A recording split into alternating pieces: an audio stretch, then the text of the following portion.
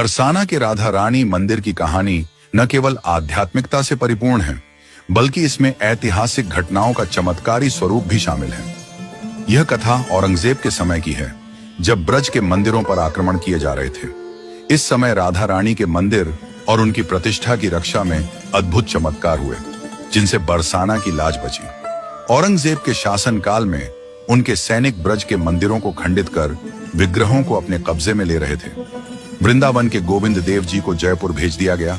मदन मोहन जी और अन्य विग्रहों को भी सुरक्षित स्थानों पर पहुंचाया गया। जब औरंगजेब के सैनिक बरसाना पहुंचे तो वहां के गोस्वामियों और भक्तों ने राधा रानी की मूर्ति को बचाने के लिए योजनाएं बनाई। राधा रानी की विग्रहों को शिवपुर के राजा के पास भेज दिया गया, क्योंकि राजा भक्ति परायण थे और उन्होंने विग्रहों को शरण देने का वचन दिया। इस दौरान ठाकुर जी अकेले दर्शन देने लगे, जिससे भक्तों ने महसूस किया कि उनकी शोभा घट गई है।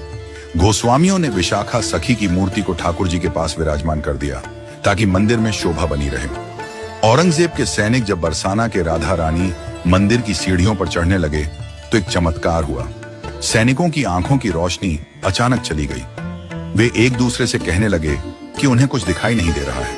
इस अद्भुत घटना से घबराकर वे वापस लौट गए। यह चमत्कार राधा रानी की कृपा का प्रतीक बना और बरसाना की लाज बच गई।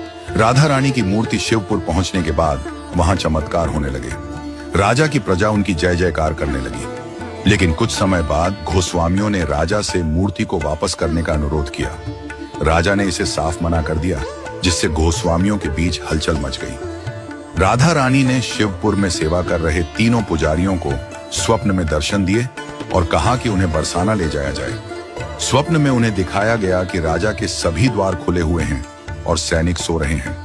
पुजारियों ने इस आदेश का पालन करते हुए मूर्ति को छुपाकर बरसाना लाने का साहसिक निर्णय लिया।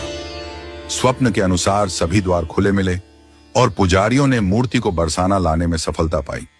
बरसाना में लौटने पर गोस्वामियों ने ठाकुर जी के पास विशाखा सखी की मूर्ति को विराजमान किया। चूंकि विशाखा सखी की स्थापना से बरसाना की विजय हुई थी, इसलिए उन्हें विजय लाडली जी नाम दिया गया। यह नाम उनकी महिमा और बरसाना की रक्षा का प्रतीक बन गया।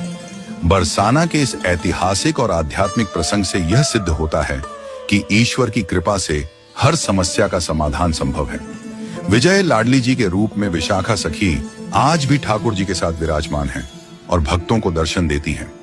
यह कथा न केवल राधा रानी के चमत्कारों की महिमा का बखान करती है, बल्कि भक्ति, आस्था और समर्पण की शक्ति को भी दर्शाती है, बल्कि हर भक्त के लिए प्रेरणा का स्रोत भी है।